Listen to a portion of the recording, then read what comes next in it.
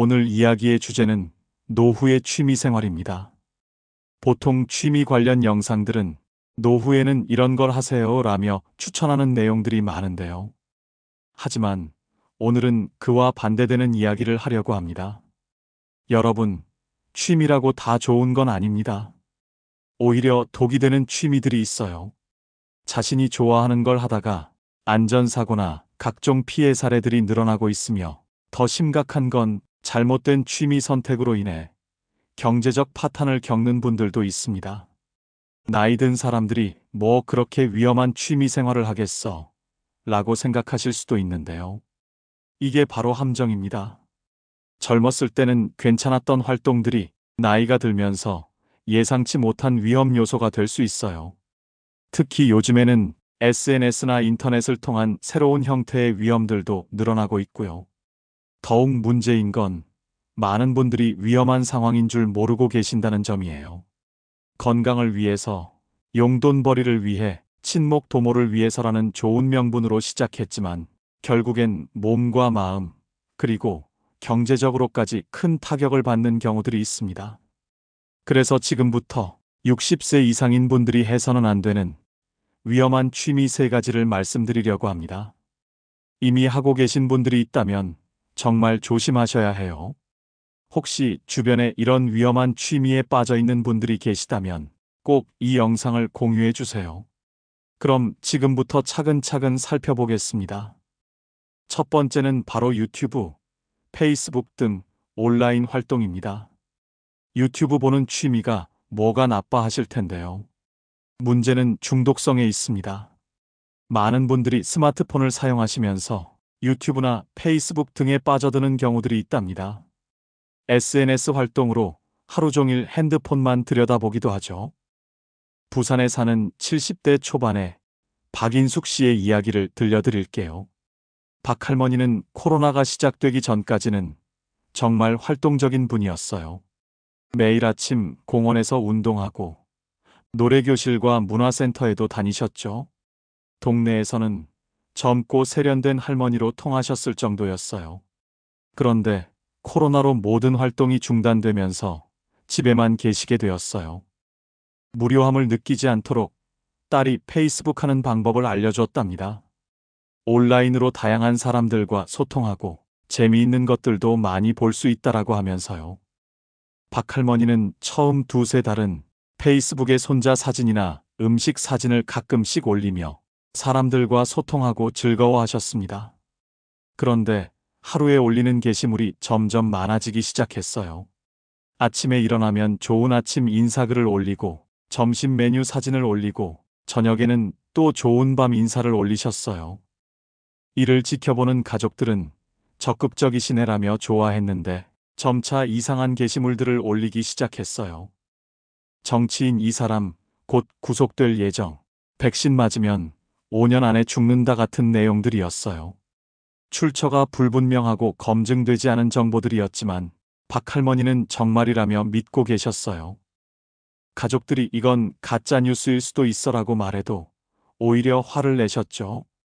더 심각한 건 수면 패턴이었어요. 평소 10시 이전에 잠자리에 들던 분인데 자정이 넘어서도 핸드폰을 들여다보며 좋아요나 댓글을 확인하셨거든요. 누가 내 글에 반응했나 궁금해서 잠을 못 주무시게 된 거죠. 아침에도 일어나자마자 핸드폰부터 확인하셨어요. 그러다가 정말 큰 사건이 일어나고 말았습니다. 페이스북에서 알게 된 어떤 사람이 요즘 좋은 투자 상품이 있는데 매달 200만 원씩 수익이 나온다는 메시지를 보냈던 거예요. 그 사람은 몇 달 동안 박할머니와 안부 인사를 나누며 신뢰관계를 쌓았던 상태였죠. 그래서 의심 없이 1,000만 원을 송금하셨습니다. 가족들과 상의도 없이 말이에요. 그 이후에는 여러분이 예상하시는 대로 투자 상품을 권한 그 사람은 연락이 끊겨버렸습니다. 경찰에 신고했지만 범인을 잡기는 어려운 상황이었어요. 할머니는 결국 우울증까지 생겨서 정신과 상담을 받으셨답니다. 이 사례가 보여주는 것처럼 SNS 중독은 단순히 시간을 많이 보내는 문제가 아니에요. 판단력 저하, 가짜 정보 신뢰, 사기 피해까지 입을 수 있습니다.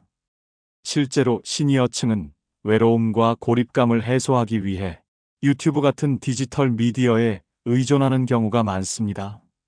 과학기술정보통신부의 인터넷 이용 실태 조사에 따르면 인터넷 검색 시 유튜브 등 동영상을 주로 이용하는 비율이 6, 70대에서 가장 높게 나타나고 있어요.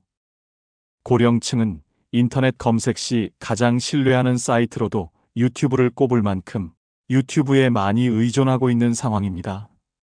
더 큰 문제는 인터넷상에서 무분별하게 습득한 정보를 그대로 믿는다는 점입니다. 젊은 세대는 이건 가짜뉴스 같은데?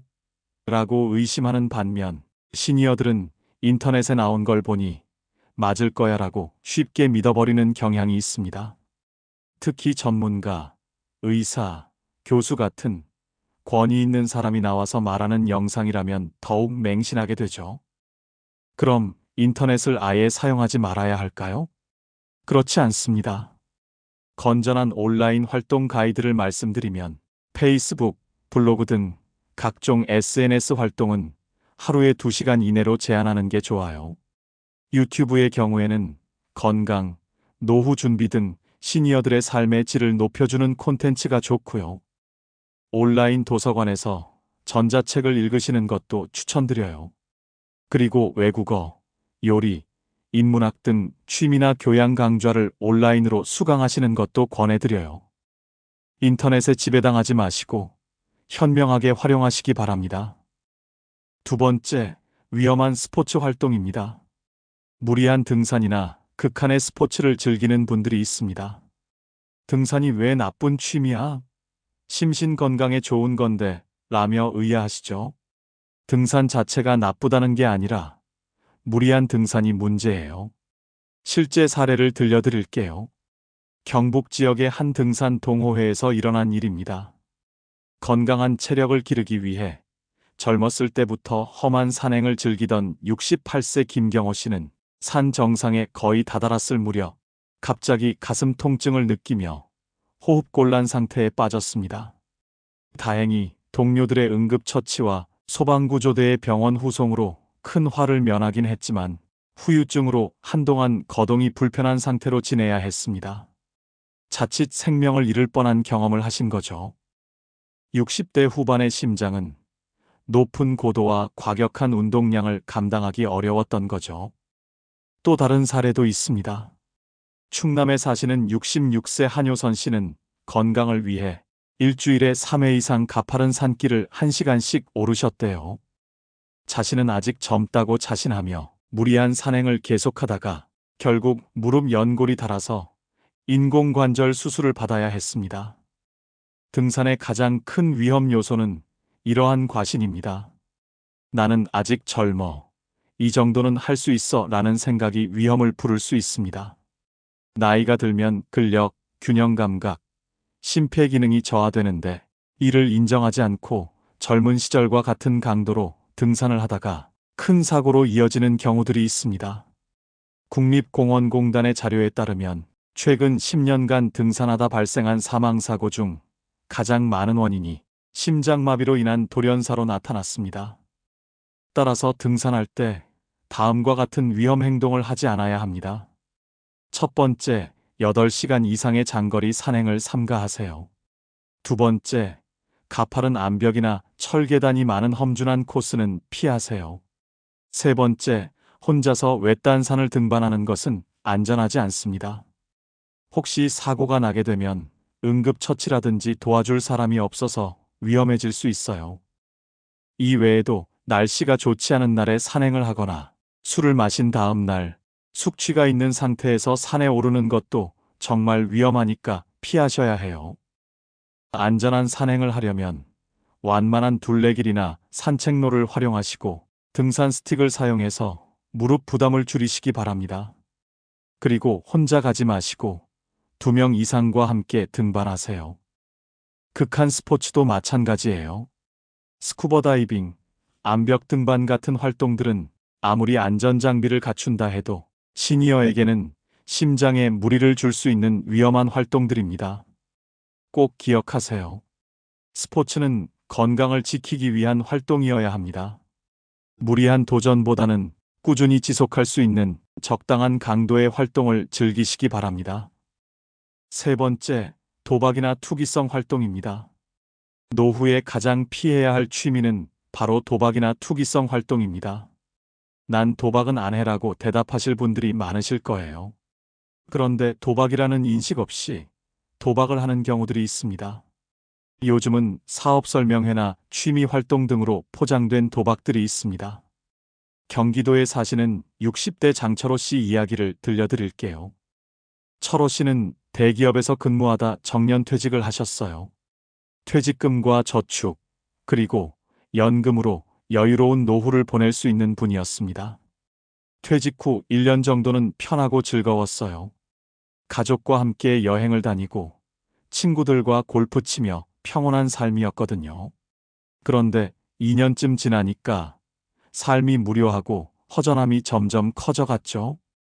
그러던 중 지인이 퇴직 후 심심해서 주식 공부를 했고 큰 수익은 아니지만 간간히 용돈은 벌고 있다는 말을 했습니다. 철호 씨는 나도 시간 많은데 주식 공부 좀 해봐야겠다는 마음이 들어서 주식 관련 책도 사서 읽고 유튜브 강의도 보고 경제신문도 꼼꼼히 읽었죠. 그리고 조심스럽게 소액 투자를 시작했어요. 운 좋게도 처음 몇 달 동안은 수익이 났습니다. 공부하고 주식하니까 되네라며 자신감이 생겼고 이후 금액을 늘리게 됐어요. 수익이 클 것으로 예상되는 테마주도 매수를 하게 되었고요. 문제는 인터넷 주식 카페에 가입하면서부터였어요. 거기서 고수라고 불리는 사람들이 추천한 종목에 투자를 하기 시작한 거죠. 이 종목은 확실하다는 말에 혹해서 점점 더 많은 돈을 투자하게 되었어요. 추천 종목으로 수익을 얻자 그때부터는 완전히 주식에 중독되었죠. 하루 종일 차트만 보고 밤에도 미국 증시를 확인하느라 잠을 못 자기도 했어요. 투자금은 점점 커져갔고 집을 담보로 대출을 받아서 주식을 하게 되었답니다. 그러나 손실은 점점 커져만 갔어요. 그래도 지금 팔면 손실이 너무 크다라며 버텼고 주가가 떨어지면 더 싸게 살 수 있는 기회다라며 추가로 매수까지 했어요. 결국 아내와 큰 갈등이 발생하고 가정 파탄의 위기에 처하자 4억이 넘는 손실을 보고 주식을 끊었답니다. 이는 장철호 씨만의 문제가 아닙니다. 요즘은 주식 공부 모임, 매월 고정 수익 보장 같은 달콤한 말로 시니어들을 노리는 사기꾼들이 많습니다. 투기성 활동들을 구체적으로 말씀드리면 큰 수익을 노리는 주식 투자, 특히 단타 매매나 개별주 집중 투자가 위험해요. 그리고 가상화폐 투자나 선물 거래, 옵션 거래 같은 파생 상품도 위험합니다. 또한 경마나 경륜, 카지노 등 직접적인 도박은 중독성이 강하므로 아예 관심조차 갖지 않는 것이 좋습니다. 그리고 취미로 골프 치며 돈 내기 하는 분들도 있으신데요. 돈 내기 골프는 친목 도모를 위한 소소한 재미라고 생각하실 수 있지만 이것도 엄연한 도박입니다. 처음엔 커피값 정도였던 내기가 식사비, 술값으로 커지다가 나중엔 진짜 큰 돈이 걸리게 됩니다. 이렇게 되면 스포츠가 아니라 도박이 되어버리는 것입니다. 고스톱도 마찬가지예요. 심심풀이로 하는 건데 뭐가 문제야라고 하시지만 돈이 걸린 순간부터는 달라집니다. 1,000원, 2,000원으로 시작했던 판돈이 점점 커지면서 하루에 수만 원씩 잃는 분들도 계세요. 골프나 고스톱의 경우에는 아는 사람들끼리 친목도모를 위해 소소한 돈 내기 하는 게 뭐가 문제야 라고 생각하기 때문에 경각심을 느끼지 못한다는 게 문제입니다. 돈이 걸린 순간부터는 엄연한 도박이고 중독성도 다른 도박과 다르지 않습니다. 도박 중독의 위험 신호들을 알려드리면 손실을 만회하려고 더 큰 돈을 투자하려고 하는 것입니다. 또한 하루 종일 주식 차트나 코인 시세만 확인하거나 대출을 받아서까지 투자하려는 충동이 든다면 위험해요. 일상에 지장을 줄 정도로 몰입하고 있다면 정말 심각한 상태라고 봐야 합니다. 쉽게 번 돈은 쉽게 잃는다는 말이 있습니다. 큰 욕심을 버리고 현재 가진 것을 지키는 것이 노후 파산 위험을 피하는 최고의 방법입니다. 지금까지 시니어들이 피해야 할 취미를 살펴봤는데요. 그럼 어떤 취미가 좋을까요? 취미를 고를 때는 몇 가지 중요한 조건이 있습니다. 첫째, 안전성입니다. 취미는 신체나 정신에 해를 끼쳐서는 안 돼요. 예를 들어, 격렬한 운동이나 위험한 스포츠처럼 부상을 초래할 가능성이 높은 활동은 피해야 합니다. 둘째, 지속 가능성도 중요한 요소입니다. 일시적인 재미가 아닌 장기적으로 꾸준히 할 수 있어야 해요. 예를 들어, 걷기, 수영, 독서 등은 나이가 들어도 변함없이 즐길 수 있는 활동이죠. 나의 체력이나 건강 상태에 맞춰 꾸준히 할 수 있는 것을 선택해야 합니다. 비용 문제도 빼놓을 수 없습니다. 취미는 즐거움을 주는 활동이지만 돈이 너무 많이 들면 배우자나 가족들과의 갈등을 초래할 수 있습니다. 특히 경제적 여유가 부족한 상황에서 취미에 과도한 비용을 지출한다면 가족들은 불만을 품을 수밖에 없습니다. 이로 인해 갈등이 생기고 결국 취미를 즐기기는커녕 스트레스를 받게 될 수 있습니다. 게다가 비용이 많이 들면 지속적으로 유지하는 것도 어렵게 되므로 부담 없이 즐길 수 있는 게 좋습니다. 무엇보다 중요한 점은 자신의 몸 상태와 적성에 맞는 활동을 고르는 것입니다. 건강 상태를 고려하지 않고 무리한 활동을 하거나 남들이 한다고 해서 그저 따라 한다면 오래 지속하기 어려워요. 만약 체력이 좋지 않은 상태에서 몸을 많이 사용하는 활동을 하면 힘들어서 이내 중단하게 될 가능성이 큽니다. 뿐만 아니라 취미는 적성에 맞아야 합니다. 남들이 하니까 그냥 따라서 하는 것은 의미가 없습니다.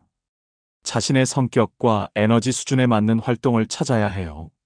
예를 들어 혼자 조용히 있는 걸 좋아하는 성격이라면 원예나 독서, 그림 그리기 등이 적합할 수 있고, 활발하고 외향적인 성격을 가진 사람은 여럿이 함께하는 취미를 통해 즐거움을 느낄 수 있을 것입니다. 결국 취미는 자신의 신체에 무리가 되지 않고 경제적으로 부담되지 않으며 장기적으로 재미를 느끼며 지속할 수 있는 것을 선택하세요. 건전한 취미 생활을 즐기며 여러분의 노후가 편안하고 행복하길 바랍니다. 구독과 좋아요 잊지 마시고 댓글로 여러분의 의견도 편하게 남겨주세요. 다음에도 도움이 될 유익한 이야기로 찾아뵙겠습니다.